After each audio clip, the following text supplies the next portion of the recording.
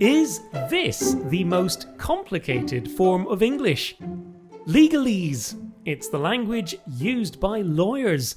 And if you've ever read the small print, you probably already know it can be confusing. Not only can sentences be very long, they also often include terms in Latin and old-fashioned words like these. Perhaps it's no wonder the Cambridge Dictionary defines legalese this way: language used by lawyers and in legal documents that is difficult for ordinary people to understand. Don't worry, it's even hard for native speakers. But why is it like this?